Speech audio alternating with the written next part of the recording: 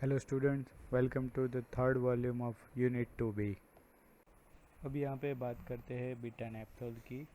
When an electron releasing group is on beta position in naphthalene attack, at one position is most favored.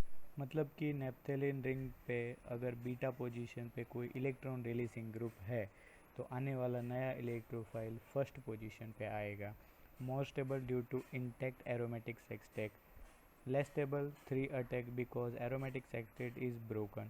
3 attack में ये जो aromatic sextet है वो broken हो जाए. Beta नैप्थोल के 1 अटैक पे रेजोनेंस स्ट्रक्चर हम देखते हैं अभी. यहाँ पे आप 1 अटैक देखोगे बीटा नैप्थोल में कि जब फर्स्ट से देखोगे बेंजेनोइड रिंग है, जहाँ पे भी बी लिखा है वो है बेंजेनोइड रिंग, और उस बेंजेनोइड रिंग को हम बोलते हैं एरोमेटिक सेक्सटेट उसने कंप्लीट किया है. तो अब देखोगे कि रेजोनेटिंग स्ट्रक्चर में जितने भी ज़्यादा बी लिखे हैं उतने ज़्यादा एरोमेटिक सेक्सटेट यहाँ पे कंप्लीट होते हैं, उतना ही ज़्यादा स्टेबल वो अटैक होता है. इसमें आपको ऐसे टोटल 4 स्ट्रक्चर देखने को मिलेंगे. इस स्लाइड में देखते हैं जब नैप्थेलिन पे कोई डीएक्टिवेटिंग ग्रुप अल्फ़ा पोजीशन पे कोई डीएक्टिवेटिंग ग्रुप जैसे कि नाइट्रो SO3H या ट्राई अल्काइल अमाइन ग्रुप अगर वहाँ पे लगा है तो उस पर नेक्स्ट जब रिएक्शन होगी तो आने वाला नया इलेक्ट्रोफाइल जो है वो दूसरी रिंग की अल्फ़ा पोजीशन पे लगेगा. जैसे यहाँ पे फर्स्ट पोजीशन पे नाइट्रो ग्रुप लगा है, अल्फ़ा पोजीशन पे नैप्थेलिन पे अगर वहाँ पे नाइट्रेशन होता है तो वो आने वाला नया NO2 ग्रुप जो है वो दूसरी रिंग है वहाँ पे अल्फ़ा पोजीशन पे लगेगा. सेकंड रिएक्शन में आप देखोगे जब नैप्थेलिन पे नाइट्रो ग्रुप लगा है, अगर उसका सल्फोनेशन करते हो तो सल्फोनेशन से जो SO3H इलेक्ट्रोफाइल आता है, अब वो SO3H इलेक्ट्रोफाइल दूसरी रिंग के अल्फ़ा पोजीशन पे लगेगा. बट यहाँ पे अब साइड जो अल्फ़ा पोजीशन है वहाँ पे पहले से NO2 ग्रुप है. अब वहाँ पे SO3H जैसा बड़ा बल्कि ग्रुप वहाँ पे अटैक नहीं कर सकता, इसलिए वो डाउन साइड में जो अल्फ़ा पोजीशन है वहाँ पे लगेगा. इसलिए अगर अल्फ़ा नाइट्रो नैप्थेलिन का अगर हम सल्फोनेशन करेंगे तो SO3H सिर्फ 5th नंबर जो पोजीशन है वहाँ पे ही अटैच होगा. यहाँ पे हम नैप्थेलिन की वेरियस रिएक्शन देखेंगे जिसमें है ऑक्सीडेशन, रिडक्शन, नाइट्रेशन, सल्फोनेशन. तो फर्स्ट देखते हैं जब नैप्थेलिन की ऑक्सीडेशन रिएक्शन, उसमें फर्स्ट है क्रोमियम ट्राइऑक्साइड और एसिटिक एसिड के साथ 25 डिग्री पे अगर उसका ऑक्सीडेशन करेंगे तो 1,5,1,4 नैप्थक्विनॉन मिलता है. अगेन उसकी अगर ऑक्सीडेशन करेंगे वेनेडियम पेंटोक्साइड के साथ V2O5 के साथ तो थैलिक एनहाइड्राइड मिलता है. उसके बाद है रिडक्शन, इथेनॉल और सोडियम मेटल के साथ रिडक्शन करेंगे उसका, it is called a birch reduction, तो प्रोडक्ट मिलता है 1,4 डाईहाइड्रोनैप्थेलिन. अगर उसका सोडियम और पेंटेनॉल के साथ C5H11OH के साथ रिडक्शन कराएंगे तो 1,2,3,4 टेट्राहाइड्रोनैप्थेलिन मिलता है. उसका दूसरा नाम है टेट्रालिन. उसको अगर डायरेक्टली हम हाइड्रोजन के साथ रिडक्शन करवाएंगे कैटालिस्ट के साथ तो हमको डेकेलिन मिलता है. जब नैप्थेलिन का नाइट्रेशन करते हैं HNO3 H2SO4 के साथ 50 to 60 डिग्री पे तो मिलता है हमको 1 नाइट्रो नैप्थेलिन. जब उसका सल्फोनेशन करते हैं 80 डिग्री पे, यहाँ पे सल्फोनेशन में आपको सिर्फ चेंज टेम्परेचर में मिलेगा कि अगर टेम्परेचर ज़्यादा बड़ा होगे तो अलग प्रोडक्ट मिलती है. अल्फ़ा और बीटा पे SO3H आता है. नेक्स्ट देखते हैं नैप्थेलिन का ब्रोमिनेशन. तो ब्रोमिनेशन में रिएजेंट क्या होगा, bromine and carbon tetra chloride. तो जब ब्रोमिनेशन होगा तो ब्रोमो Br+ जो इलेक्ट्रोफाइल है वो वहाँ पे फर्स्ट पोजीशन पे लगेगा, 1 ब्रोमोनैप्थेलिन बनाएगा. नेक्स्ट रिएक्शन है वो है नैप्थेलिन का एसिटाइलेशन.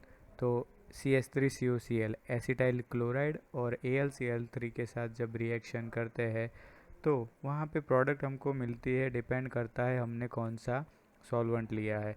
तो यहाँ पे C2H2Cl4 सॉल्वेंट है, उसके साथ हमको 2 प्रोडक्ट मिलती है, 1 एसीटोनैप्थेलिन और 2 एसीटोनैप्थेलिन. जबकि अगर नाइट्रोबेंजीन सॉल्वेंट लेते हैं तो सिर्फ प्रोडक्ट मिलती है 2 एसीटो नेप्थेलिन। नीचे जो दो रिएक्शन दी गई है वो जैसे हम बेंजीन में से फिनॉल बनाते हैं वैसे ही नेप्थेलिन में से नेप्थोल कैसे बनाते हैं वो रिएक्शन है। फर्स्ट है बीटा नेप्थोल के लिए। तो जब नेप्थेलिन की सल्फोनेशन रिएक्शन के बाद हमको जो प्रोडक्ट मिलती है 2 पोजीशन पे SO3H, उसका आगे हम NaOH के साथ रिएक्शन कराएंगे तो उसी सेकंड पोजीशन पे हमको ONA मिलेगा। उसका आगे अगर हम डाइल्यूट H2SO4 के साथ रिएक्शन करवाएंगे तो हमको 2 नेप्थोल या फिर बीटा नेप्थोल प्रोडक्ट मिलती है। उसी तरह अल्फ़ा नेप्थोल के लिए अल्फ़ा नेप्थाइल एमाइन में से अगर हम एक्वायस H2SO4 के साथ उसको 200 डिग्री पे गर्म करते हैं तो हमको 1 नेप्थोल यानी कि अल्फ़ा नेप्थोल मिलता है और अमोनिया रिलीज होता है। यहाँ पे देखेंगे 2 सब्सटीट्यूटेड डेरिवेटिव्स ऑफ नेप्थेलिन, मतलब कि नेप्थेलिन की सेकंड पोजीशन पे हमको अलग अलग इलेक्ट्रोफाइल लगाने हैं, अलग अलग रिएक्शन करनी है। तो हम स्टार्ट कहाँ से करेंगे, तो नेप्थेलिन की सल्फोनेशन रिएक्शन करेंगे तो पहले ही प्रोडक्ट हमको 2 नेप्थेलिन सल्फ्यूरिक एसिड मिलता है। तो आगे उसको अगर हम NaOH के साथ फ्यूज्ड करेंगे तो हमको बीटा नेप्थोल मिलता है। उसको आगे नेक्स्ट रिएक्शन कराएंगे अमोनिया के साथ प्रेशर में डायमोनियम सल्फेट के साथ तो हमको 2 नप्थाइल एमाइन मिलता है। उसको आगे अगर हम nitrous acid HNO2 NaNO2 sodium nitrate और डाइल्यूट HCl के साथ डायजोटाइजेशन रिएक्शन कराएंगे 0 to 5 डिग्री पे तो हमको बीटा डायजोनियम सॉल्ट मिलेगा नेप्थेलिन का। उसको आगे हम हैलाइड नाइट्राइल और एजो कंपाउंड में हम उसको चेंज कर सकते हैं। उसी तरह से अगर हमको 1 सब्सटीट्यूटेड नेप्थेलिन डेरिवेटिव्स चाहिए तो हम क्या करेंगे, फर्स्ट नेप्थेलिन का नाइट्रेशन या तो फिर ब्रोमिनेशन।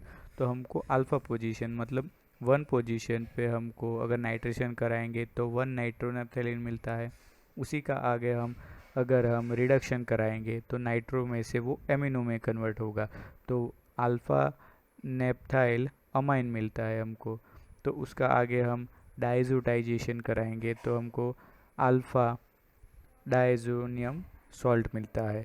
उसको आगे हम क्लोरो ब्रोमो साइनो या कार्बोक्सिलिक एसिड में हम उसको चेंज कर सकते हैं। ये सारे ग्रुप को हम फर्स्ट पोजीशन पे ला सकते हैं। वैसे ही ब्रोमिनेशन में सेम चीज़ है, 1 ब्रोमो नेप्थेलिन मिलता है। उसको आगे हम मैग्नीशियम और ईथर के साथ रिएक्शन कराएंगे तो हमको नेप्थाइल मैग्नीशियम ब्रोमाइड मिलेगा।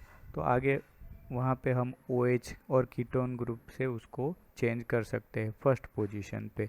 तो ये सारी कुछ नेप्थेलिन डेरिवेटिव्स है, 1 सब्सटीट्यूटेड और 2 सब्सटीट्यूटेड। Okay, thank you. तो यहाँ पे हम यूनिट 2B पॉलीन्यूक्लियर हाइड्रोकार्बन यहाँ पे फिनिश करते हैं।